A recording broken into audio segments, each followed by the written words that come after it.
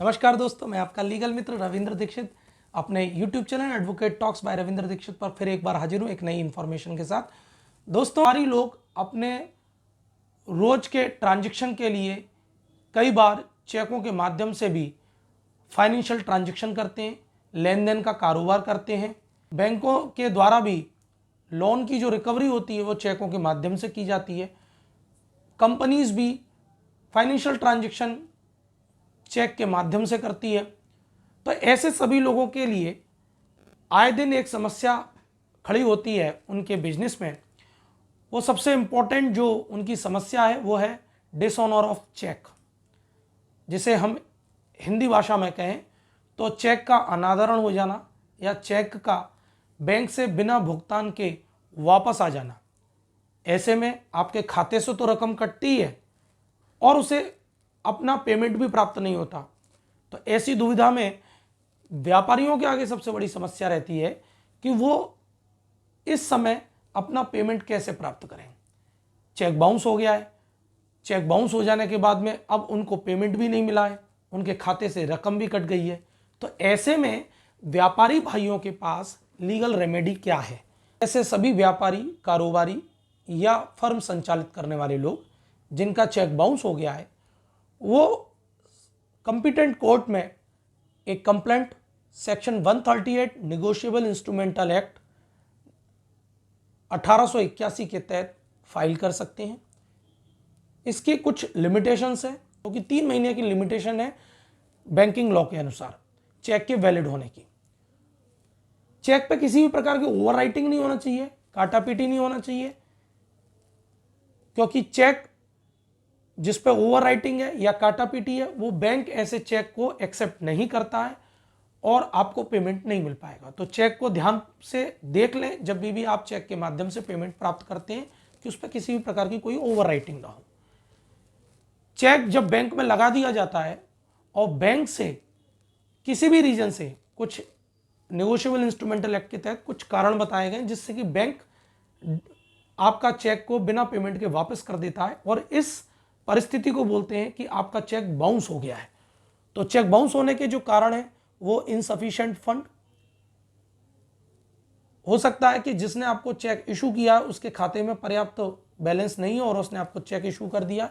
तो insufficient fund के reason के साथ बैंक आपका चेक लौटा देता है। स्टॉप पेमेंट, कई बार चेक इशू करने वाला व्यक्ति बाद में बैंक को एक एप्लीकेशन दे देता है या ओरल अपने कंसर्न देता है कि इस चेक का पेमेंट ना किया जाए, तो स्टॉप पेमेंट के आधार पर भी चेक बाउंस का केस लगाया जा सकता है। सिग्नेचर मिसमैच, सिग्नेचर मिसमैच भी एक रीजन है चेक बाउंस होने का। फ्रीज अकाउंट, कई बार किसी फाइनेंशियल ट्रांजैक्शन के चलते या पेमेंट ओवरड्यू होने की वजह से खाते किसी फर्म के सीज कर दिए जाते हैं या किसी कुछ कारण है जिसके आधार पर बैंक आपका पेमेंट नहीं करता है और चेक बाउंस हो जाता है। तो चेक बाउंस का केस लगाने के लिए जो आपके पास समय सीमा है, जिस दिन बैंक से आपको इंडोर्समेंट के साथ में चेक वापस मिलता है तो उस डेट से 30 दिन के भीतर आपको एक लीगल नोटिस, जिसने आपको चेक दिया है उसको, उसके खिलाफ आप एक लीगल नोटिस भेजेंगे जिसमें आप अपने चेक जो डिसऑनर चेक हुआ है उसके पेमेंट की डिमांड करेंगे। तो इसे डिमांड नोटिस भी बोलते हैं। और ये 30 दिन के भीतर, जिस दिन आपको चेक वापस मिला उस दिन से 30 दिन के भीतर आपको भेजना बहुत जरूरी है। ये मैंडेटरी रिक्वायरमेंट है 138 का केस फाइल करने के लिए।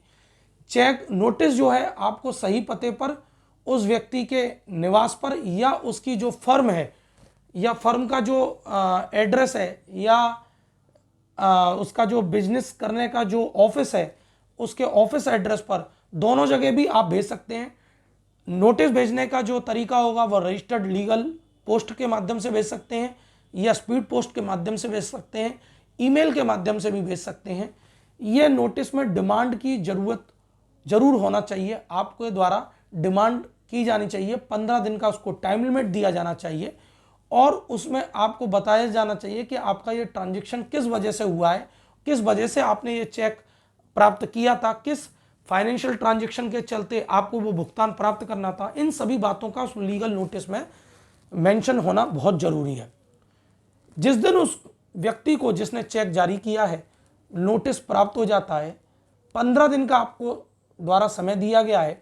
15 दिन की समाप्ति हो जाने के पश्चात 16वें दिन से फर्दर 30 डेज यानी फिर 30 दिन मिलते हैं आपको कंप्लेंट कोर्ट में फाइल करने के लिए।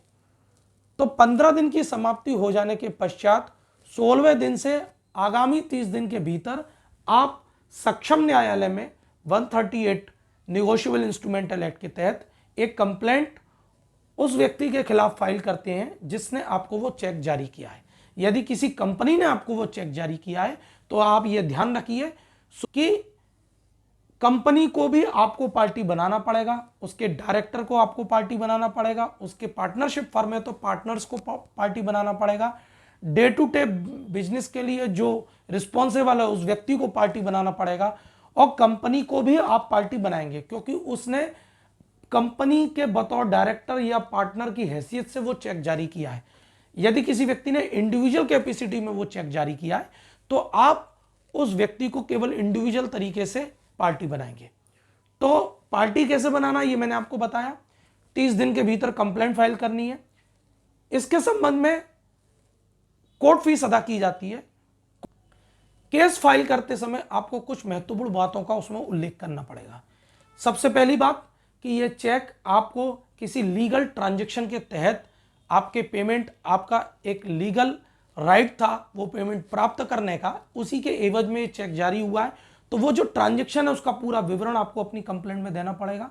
आपको वो चेक कब दिया गया था, किसकी उपस्थिति में दिया गया था, ये पूरा विवरण आपको बताना पड़ेगा। जिसने चेक दिया उसका पूरा विवरण आपको उसमें देना पड़ेगा। आपको किस ट्रांजैक्शन के तहत अगर 2 या 3 बार में पेमेंट किया गया तो उसका पूरा उल्लेख करना पड़ेगा। आपने यदि कोई अकाउंट बुक उसकी मेंटेन की है तो वो उसका उल्लेख करना पड़ेगा, और चेक की डेट आपको उल्लेखित करनी पड़ेगी। किस बैंक में आपने ये चेक लगाया उसका उल्लेख करना पड़ेगा। बैंक से आपको चेक कब वापस प्राप्त हुआ है आपको उसका कंप्लेंट में उल्लेख करना पड़ेगा। इंडोर्समेंट की डेट से आपने 30 दिन के भीतर नोटिस जारी किया है, आपको उस तथ्य का उल्लेख अपनी कंप्लेंट में करना पड़ेगा।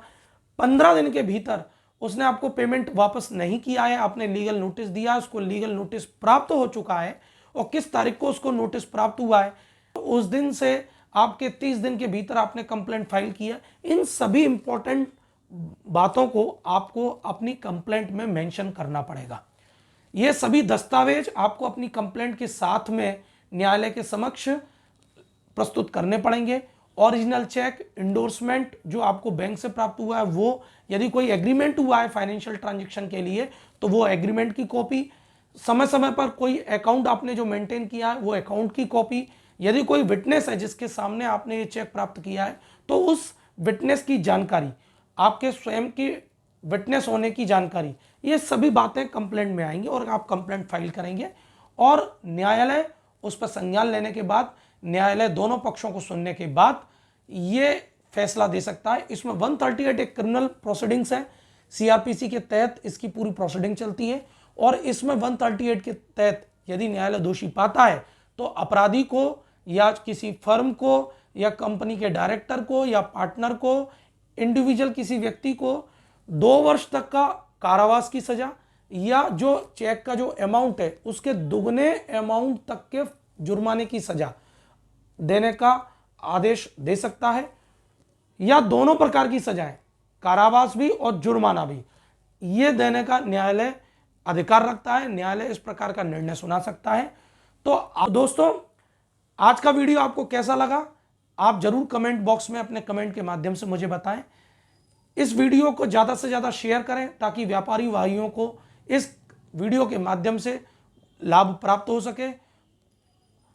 मेरे चैनल को सब्सक्राइब भी करें ताकि आपको ऐसी विभिन्न जानकारियां और समय समय पर चेक बाउंस के संबंध में मैंने और भी वीडियो बनाए हैं, उसमें मैंने इंपॉर्टेंट सुप्रीम कोर्ट के जजमेंट भी आपको उल्लेखित किए हैं कि कौन कौन से सुप्रीम कोर्ट के जजमेंट हैं जो कि एक चेक बाउंस के केस के लिए बहुत इंपॉर्टेंट है। तो ये सभी जानकारियां आपको मेरे YouTube channel advocate talks by Ravindra Dikshit पर मिलेंगी। तो मेरे चैनल को जरूर लाइक करें, सब्सक्राइब करें, शेयर करें और जय हिंद, जय भारत, नमस्कार।